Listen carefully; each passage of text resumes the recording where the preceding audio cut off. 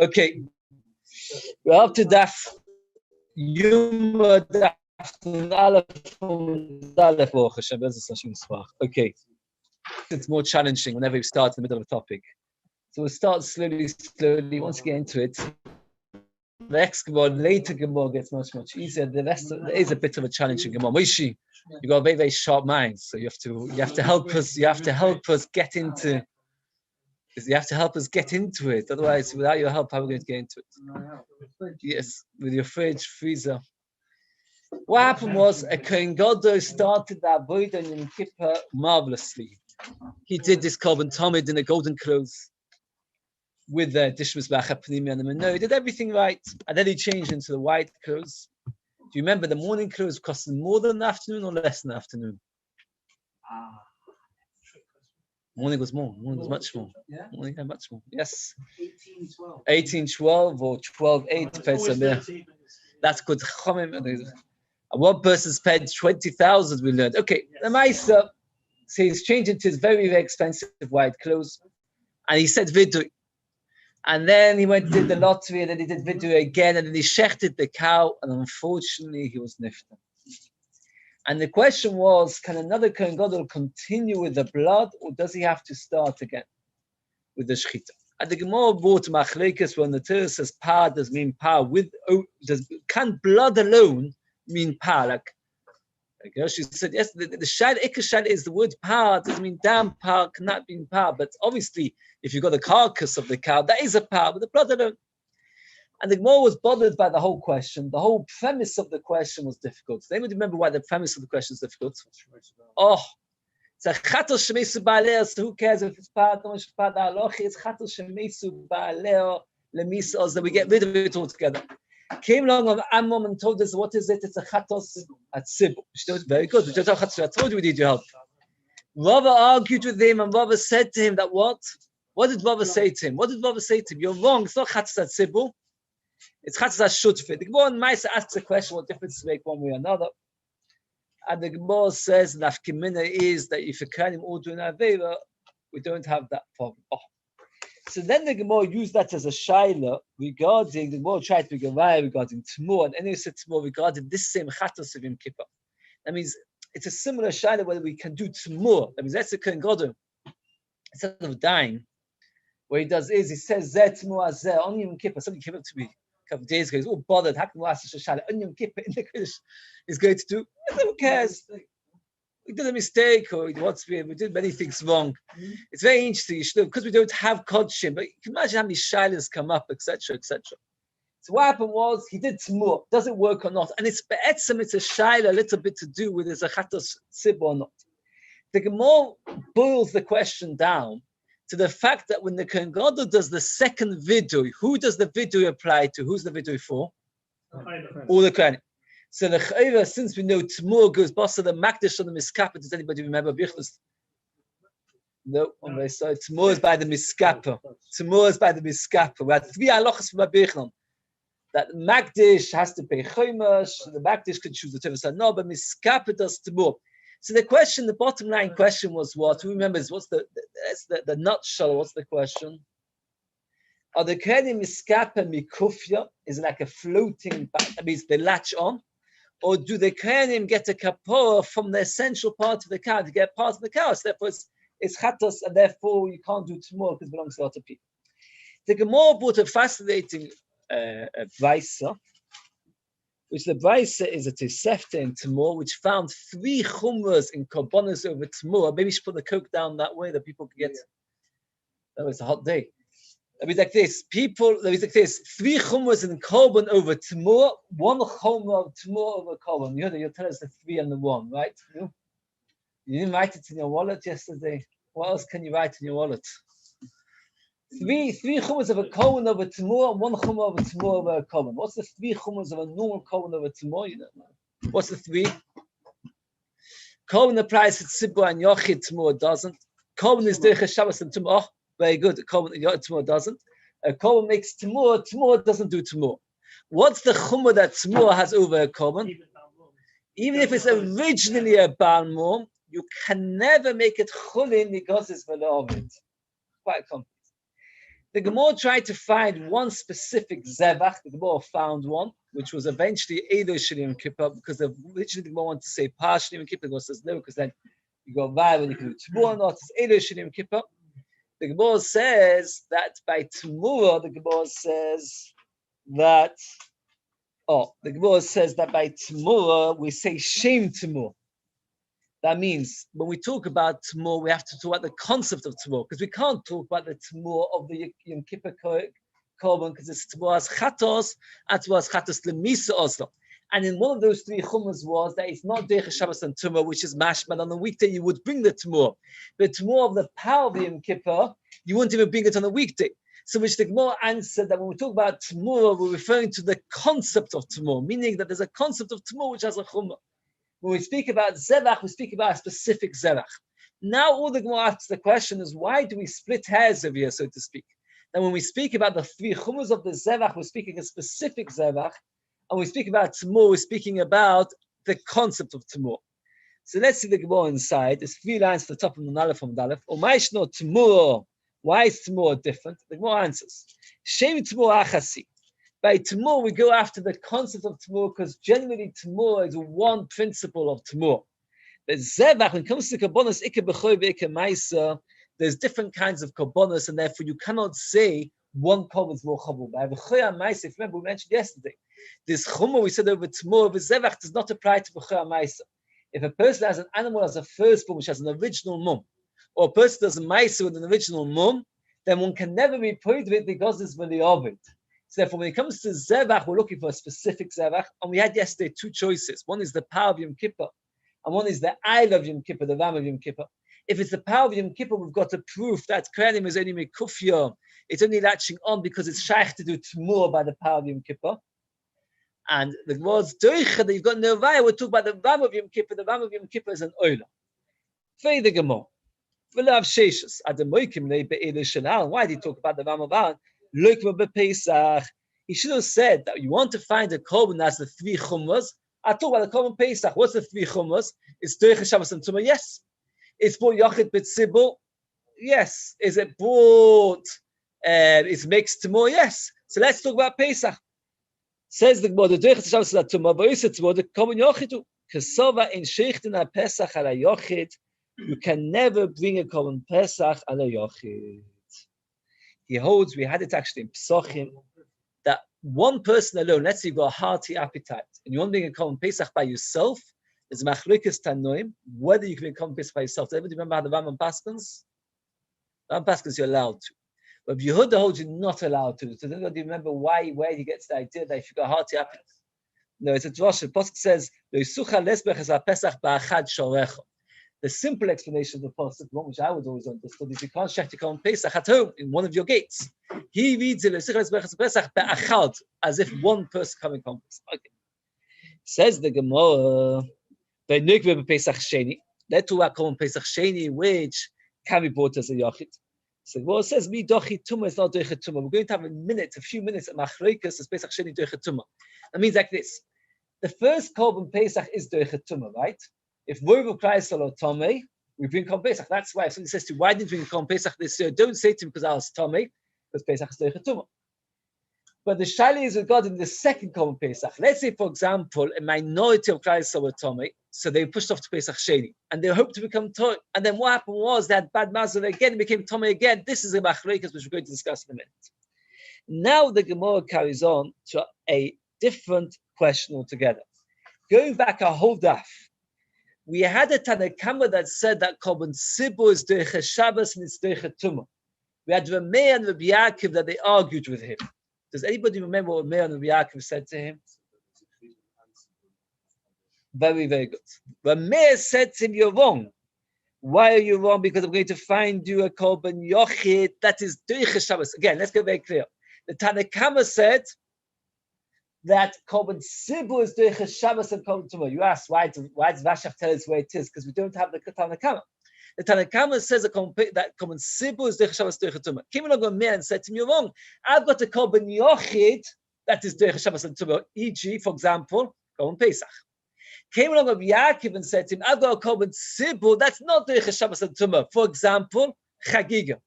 Ve'ed the Gemara, Like, who made this up? That Korban Pesach you're talking it about as if it's a Korban Yochid, a Korban Chagiga as if it's a Korban Tzibur. What's the logic? Both of them are very, very similar. We discussed it many times in Pesach. Many times we bring a Pesach and a Chagiga together. Why did Rabbi consider Korban Pesach as a Yochid, and why did Rabbi Yaakov consider Korban Chagiga as a Tzibur? It's a whole daf. Since we had the prices, it's hard to remember. But it's a very straightforward question. When we had the price, it was shver. Let's see the more inside.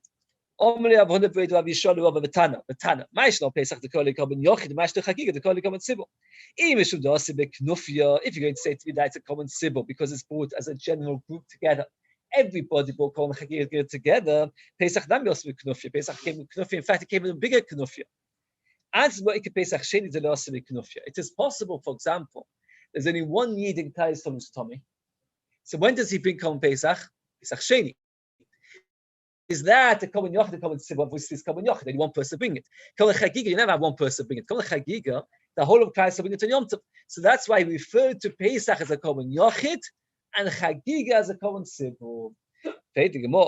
So which Korban, again, going back to that original Beis, the Tanakama said that Korban Tzibur is the Shabbos Kedusha. Came along Rameh and said, no, I've got a Korban Yochid that's also the Shabbos and Tumah. What's my Korban Yochid? Pesach. But which Pesach are we talking about now? Pesach Sheni. Is the fact that Pesach Sheni is Derech Tumah or not? It must be. It has to be again. Tanakama said Korban Pesach, that's Korban Tzibur is Derech Shabbos and Tumah. Came along and said, what do you mean Korban Tzibur? I've got Korban Yochid that's Derech Shabbos and Tumah. And which Korban Yochid did they use as an example? Pesach. When is Pesach a Korban Yochid? Only by Pesach Sheni. Oh, so he said to him, Ike Pesach Sheni, Omaleim, Kenya, Derech Shabbos Tumah. So it's a word that Korban Pesach Sheni is Derech Shabbos Tumah. Omaleim, and indeed it is. Command Madochi. The Tanya you have a Beis. Pesach Sheni Derech Shabbos and Derech Tumah. It's Pesach Derech Shabbos, not Tumah. If you don't have Derech Tumah, it pushes away Tumah. My time at the Tanakama. What's the logic of it? Omalach v'tei Tumah dechisav yaseh b'Tumah. Imagine you push off Pesach Sheni and you do it with Tumah. And now it comes to, so because you were Tumah, you pushed off to Pesach Sheni. You were Tumah, you couldn't do. And now you're going to be Tumah, the logic doesn't work. If you already push it off, why should you do it? The Shiur of a Rebbe, I said, the Shiur of a Rebbe was very macro with this Hasidim to daven Shachris this man. So they said to him, how can it be? Your father, the sons of Rebbe, right? They actually got to be at the dynasty of sons. It's one on the shelf of there. I saw it a few months ago, I don't know if it's still there. But they said to me, the sons of Rebbe wasn't so macro. So I'll tell you a story. So there was once a person that used to come home and his wife never had supper ready. Oh, you all have had supper yet, so well, that is wait, and she make him a very, very tasty supper. One day he came home and waited, and she put on some potatoes. She got very angry. Why is supper not ready on time? She said to me, the supper's never ready on time. He said, usually supper's not ready on time because at the end of it I get geschmack, where it's schnitzel and potatoes, it's something tasty. But here, if you only savory potatoes, you can generally want to have it ready on time. That's what he said. So my father, the sons of Rebbe, by the time he got to Shachris, was a Shachris that was worthwhile to wait for it. Even the Chas Hashem wasn't his man. But your Shachris, he said to the Chassidim, if that's all you're going to serve Hashem, don't push it off as fast as Badu. That's what he said to them. So therefore, Pesach Sheni, if you pushed it off to Pesach Sheni because you're tummy, and now you're going to pick it with your tummy, what have you done? You don't gain anything. That's just a Rabbi Yehuda Maloch. No. The Yehuda doesn't agree. The Torah says you should do the Pesach Sheni like the Pesach Rishon. The Torah wants you to do it, but how? If you're not Zeich, you should do it. So we've got Machlekes, the Pesach Sheni is the Tumah, and that's going back to that Beis which mentioned Pesach Sheni as a Korban Yochid, as we think Now they will ask a different question. This is the final question in this whole topic. We said the Shaila, can you do Tumur on that cow of the Kohen Gadol, which you do vidu twice, once for himself, once for the Kohen? And the bottom line, the question was, we boiled it down to the question is, the other Kohanim, when they get a kapor, are they getting a kapor part of the korban? If it's part of the korban, then what's the problem? You can't do Tumur because it's a chatos of the tzibur, etc. Chatos ashut from at the very least. Or do we say it's mikufya, that's only floating? The Lord's going to be a brisa. That 3 times in Pashas Acharei Mos, the Torah uses the words Ashaloi, the power which is his. If you look at Pashas Acharei Mos, 3 times Asher, 3 times. Why does that say 3 times his? To tell us that it was his in every single manner of the words. Therefore, how can you possibly call it a chatos, which is miskapa ba'aleh, which the kind of, it's his own personal korban. What's your shaila? Maybe it has to be his. The Tanya, Ashaloi. The first time it says Ashaloi Mishaloi, maybe he has to pay for it to Mishal Tzibur. If you're a Kohen Gadol, it's Hashem. You have to pay for your own cow. You have to pay. Yes, that has to be very wealthy. You have to pay your own cow. You might have thought not from Klal Yisrael. Why not Klal Yisrael? Why should Klal Yisrael not pay for the cow? Because they're not going to gain anything from it. You should go around to your brothers, the Kriyanim, and say to them, wait a second. You're getting kapor pay. Again, the Torah says a second time. You might have thought that, but it's okay. So it got 3 times Ashaloi. And since the Torah says 3 times Ashaloi, how can you possibly say that the Kohanim get a kapora from it and it belongs to them? Says the Gemara Tamech. At the end of the day, after Kufi, it doesn't work. How can it possibly be a kapor? Elashani begaza de'aron. Begaz means the storehouses of Aaron Kohen. After Rachmona gabe echo v'akohen.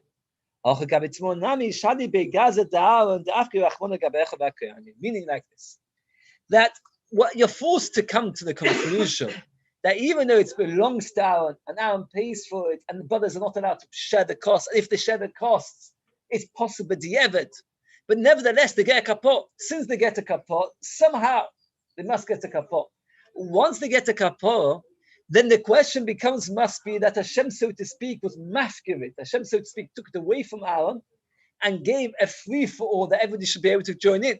Now the question is, when they join in, how do they join in? Is it mikufya or is it as an essential part? And the Gemara Lemaisa is not Peshat, and therefore the Gemara does not tell us halacha Lemaisa whether you can make a tmura on the power of Aaron. So now we're continuing that what happens was the Kohen went outside after he shechted the cow and somebody's stirring the blood. Where's the person stirring the blood standing? On the 4th row out of the Heichel. And now he goes to Mizbeach, and what did he do? He took a shovel full of pans of fire. And where did he put that shovel? Also next to the person stirring the blood.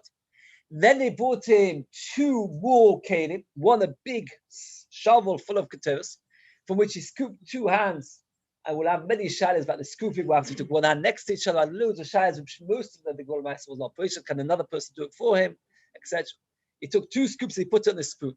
And then he lifts up with 1 hand the fire pan, and the other hand the scoop, the ladle with the keteros. Which hand has the ladle of the keteros? The left. The keteros has the left. And he has to walk now from outside the Eichel into the Eichel. Here's a very small picture of the Eichel. And the question is, should he stick to the right or should he stick to the left? That's the shaila over here. Now, another shaila is, did the Heichel have 1 curtain between the Kodesh and the Kodesh HaKadoshim, or 2 curtains? And that makes enough kimina which way he walked. And over here, they've done us very, very nice pictures. Really, they tried to make it very dotted lines, how he walked. Here's one picture, if you can see. He's walking with the 2 things, one the fire pan and one with the keteros. And then it shows you diagrams. What Badoba says he sticks semi to the left, that's the left, the nose on the left, and where the shulchan's on the right. Another Badoba says he actually went even further right. One way to remember it is like this, it's very hard. When you stand in the shul, you'll always find your menorah on your right. But in the Beis HaMikdash, your menorah was always on the left. Now, does anybody know why is it that the menorah in our shuls is on our right and the Beis HaMikdash is on our left? No, much more technical. Not why in shul. Why in shul do we do the opposite of Beis HaMikdash? For one very, very simple. Oh, very good. Very technical reason, Ben. Literally a technical reason. We always face east. In the Beis HaMikdash, which way do they face? West. So if you were facing west, so that would be east. So then that's north, and that is south. The menorah was in the south. Since the menorah was in the south, the menorah was in the north. So the menorah was in the north. Since the menorah was in the north, so in the Beis Hamikdash, the menorah was. The menorah was in the south. I'm getting sorry. It's there. That's right. It's the other way around. So basically, the menorah is to your south. So your menorah is to your left. When you in shul, you're facing the opposite direction. So the menorah, it's always the opposite. The menorah in the Beis Hamikdash was to your left. In the shul, it's to your right. That's a good way to remember it. What? And that's straight down to the west. No, to Mara, it's come from the back. So maybe that's because once the massacred for shuls, maybe that's could be. I didn't know that. Says the Mishnah. He walked through the Heichal. He went to the two paroiches about dealings with Kodesh and Kodesh HaKadoshim that separate between the Kodesh and the Kodesh HaKadoshim with them Amma. There were two curtains, a gap of an Amma, which is how much? Between 60 and 48 centimeters. Not so wide if you're thinking that he has to hold two things and he has to have the width. Most people are about 60 centimeters wide, and he mustn't burn, he mustn't get the paroiches on fire. And he's got these hot coals. No, so you can push the curtains with your elbows, but you can't. It's not a huge width. Okay. Rabbi he disagrees technically and says there was only one curtain. The Torah says there should be a curtain. It doesn't say two curtains. It says one curtain. Says the Gemara, he says a very good question. One curtain, not two. That's in the Mishkan of a Mikdash. Since there was no Amatraxin. Rashi tells us a little bit, but most of this comes from Gemara and Bava Basra and the beginning of Hashutfin. What happened was like this.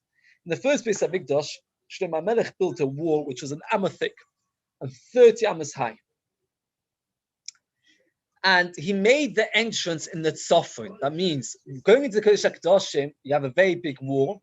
You have to make a small hole in the wall to get to the Kodesh HaKadoshim. He made it in the tzofin. The reason they made it in the tzofin is because the tzofin is more Kodesh. The reason is the shechted common oil on the tzofin. Came to the second Beis Hamikdash. The pasuk says, "Godel Beis said the second Beis Hamikdash was more grand. It was 40 ammas high." They didn't want to make the wall thicker because that would take up more space in the Kodesh HaKadoshim, and you can't do that. The Beis Hamikdash has to fit. They couldn't make the wall an amma thick and 40 ammas high because the Gemara says that it will topple over. That means an amma high and 30 ammas is fine, but 40 ammas high, 40 ammas high, 20 meters high wall with only 60 centimeters width won't stand. The Gemara asks many questions. Why not make 30 ammas high and plus a curtain on top? The Gemara gives two answers. Either because you can only do one or the other. You can't choose. You can either choose the material of the Beis Hamikdash, which was wall, or the material of the Mishkan, which was a curtain, but you can't combine. Or alternatively, if you've got 30 wall plus 10 curtains, since the wall is not connected to the ceiling, it will fall over. The only reason why a 30 amma wall can stand is because it's connected to the building. If you build the wall and it's only halfway standing, you have to have a better foundation. It's connected to everything. It fits better. Okay. For whatever reason may be, in the second Beis Hamikdash, they couldn't build the wall. They couldn't build the thick as we just explained. They couldn't build the same size we couldn't explain. So they had to make two curtains. And they made an amma space between the curtains. Where did they make, when you're coming into the Kodesh, from the Kodesh into Kodesh HaKadoshim, where did they make the space? Let's remember, the two curtains overlapped a little bit. You had one curtain going till here, let's say, another curtain going to there. So you walked it through and you came in. We said that Shlomo HaMelech made the entrance to Kodesh HaKadoshim, the hole in the wall to get to Kodesh HaKadoshim, the north gets more Kodesh. When you're coming into the two curtains, one place, it didn't go all the way to the south, one place all the way to the north. Which one was first? Oh, why would that be?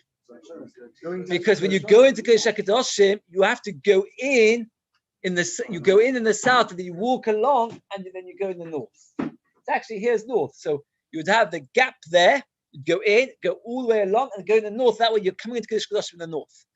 If you only have one curtain, where would the gap be? In the north. So already you can see the machlokes whether we have one curtain or two curtains makes enough kamina. Did you go in the south or did you go in the north? If there's only one curtain, so you went from the southern wall almost to the northern wall, and then a small gap there, and you went in the north. Yeah, but when you're coming through the Kodesh, when you're walking through the past of Mizbeach, Apnimi, and the Shulchan and Menorah, or are you going on the north or the south? If there's two curtains, so the gap in the wall is in the south, then you go all the way through the gap between the two curtains, and then the next gap, and you go into the north. So when you're walking through the Kodesh, you're walking naturally pashas in the south and south. If you only have one curtain, you're going in the northern part. So you've already got two shittas, whether there were two curtains or one curtain, and that makes an afkimina. If it's not clear, you should stop me. It's a big chaval that it's such shmaka ideas. Why don't you walk along the north, then go across the curtain and then go in? The answer is we don't want to be matviach the Kohen Gadol more than necessary. So if he's anyway going to eventually go into the south, he has to go in the south. So really, we should only have two shittas. We're going to find three shittas how he walked in. But essentially, the two shittas are dependent for those two curtains, one curtain. If there's one curtain, he went on the northern side. If there's two curtains, he went on the southern side. So that's the word side. Oh, by the way, this interesting question. What's the word traksin come from? Traksin Rashi, we'll discuss it. Trak can be the outside. Sin means the inside. They weren't sure if it's the inside or the outside, this part. Another explanation is trak is to close off. Trukogali. When Rabbi Yehuda became the head of the yeshiva, he said Trukogali closed the doors. He didn't want the Talmid of Amir to come inside. Truk means to slam the door. Truk is to close the door. Sin is that which came from Sinai. It closes the door on that which came from Sinai because the luchas came from Sinai. This closes. So Traksim was the name of the curtains or the wall, which in the Kodesh HaKadoshim has two meanings to the name. Okay. Well, so we also like this. Of the state pavoiches to be two pavoiches to avoid the problem. Rabbi Yehuda says. So that was that's the Rabbi Yehuda that he would go between the Mizbeach and the Menorah. So if you've got pictures, let me just see. Maybe I can put up these pictures. So have I lost the place here? So he goes to the left, that's to the south, and he goes between the Mizbeach and the Menorah. Can you see? He walks between the Mizbeach and the Menorah because that's the first curtain, and he's going to walk along. That's according to which Badama. The Tanakama that he holds two curtains, they have to walk in. Later the Gemara will ask, why didn't he stick even further south? The answer the Gemara says is the Menorah constantly brought out smoke. So the curtains on the south, the wall on the south was very black. If he would walk past, his clothes would get dirty. And one of the halachas is if God's clothes becomes dirty, it's possible to avoid. And many times we've had the question, how they ever shechted without getting the clothes dirty? Is a real good question. Yeah, the Gemara asks that. The Gemara saw the Gemara says they didn't. They made sure afterwards they walked on platforms to avoid the blood. The blood was on the floor. Okay, but it might say walk between the mizbech. I'm jumping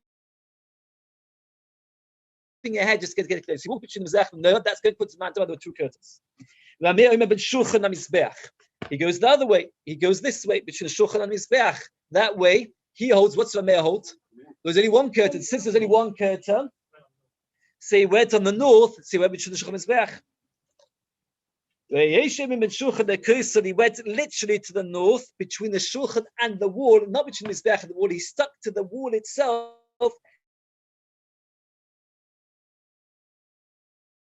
And he walked literally rubbing along the north and south. So he held the entrance was in the north, like we explained, like Tony said, there was only one curtain, the entrance was in the north, so he walked to the north. Says the Gemara, we don't understand Rabbi Yehuda.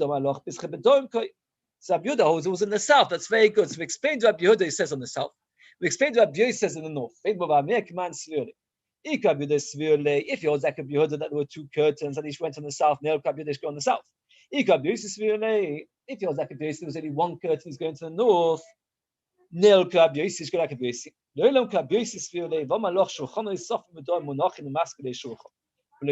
He can't get in. That means like this. We had this before in Shkolim, that Shlomo Melech made many tables. How many tables did he make besides for the Shulchan of the 10? Very good. Each table was how long? 2 amas. 2 amas by 1. So you have to fit 10 tables. The whole width was only 20. He couldn't put them across, which would literally fit and block up the whole room, because he was only allowed to put it in the right on the northern side, not the southern side, because the Torah says the Shulchan has to be on the north. So he made 2 rows. Each one was 5, and they went literally cut off the half of the thing of the Beis Mikdash. So there was no way that he could walk between the shulchan and the wall. It's just impossible. So therefore, you had to walk between the shulchan and the table. That means Rabbi Yossi says he walked between the shulchan and the wall. Says Rabbi, I don't know how he did it. There's no way. Look, here's actually got pictures. If you look very, very carefully, there's pictures of tables blocking it off. Rashi asks the question: the tables blocked it off. How could you get past? Says Rashi, a simple answer, a very technical answer. What's the answer? The Mizbeach was further to the entrance. So the Mizbeach, you walked between the Mizbeach, then you turned a little bit to your left, and then you went round. Says the Gemara, one posh to answer, the Shulchan has blocked it. Really, he holds that the tables did not block it off, because the tables were going along the wall, not across the room, but along the wall. When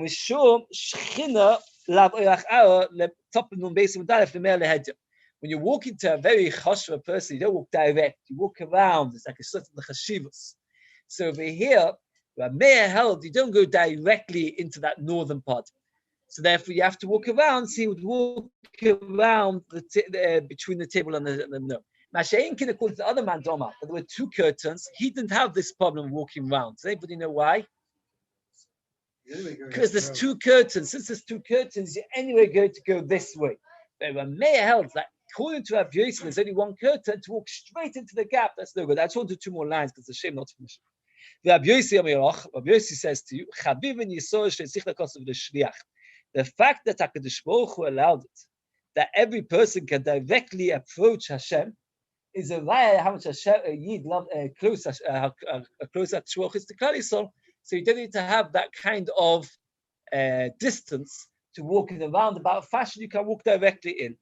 Rabbi Yehuda Nami Neil Ben Menoira LeKoisel, let him walk between the Koisel. As for Mashchri Money, his clothes would get black, and that's why it's no good. So if you work it out, we have three different shittahs. Let's go very quickly. Rabbi Yehuda holds you have to avoid the wall by the menorah because you might get black. So you go between the menorah and the mizbeach. He holds there were two curtains. Since there were two curtains, you have to go to the southern side and then walk eventually to the northern side. Rabbi Yossi holds there was only one curtain. You walk directly to the northern part. He wasn't worried about the Kavod HaShechina because it's Chaviv in Yisroel. And the Meir held either because of Kavod HaShechina or because of the fact that the tables were blocking you, that you had to walk between the table and the mizbeach. But you agreed with Rabbi Yossi there was only one curtain. Rashi brings a pasuk in Malachim. The pasuk says that a Yid can turn to HaKadosh Baruch Hu and speak directly to Hashem, and that shows the chavivus of Klal Yisrael to Hashem, and that's why you can walk directly in. So you see a covered, you walk to somebody, you should walk like in a, not directly, in a, what's the word? The roundabout way. We're up to Beis Mudala, full line stuff. It's fascinating Gemara how we treat everything. Okay. Remember when I said you have two curtains, why they're not be next to each other? Both have the gap on the same side, both have the gap on the northern side. I think it's because Kavod HaShechina, they should all be covered. So that way. So if someone else wall, did it have a door? He had a door, it had a door, yes. It had a door to keep it hidden, the curtain. Actually, I saw somebody writing, I think it's the Erie, that even these curtains, they actually stretched across. They were pulled back, but not actually, the curtain was that size. Yeah, so you thought about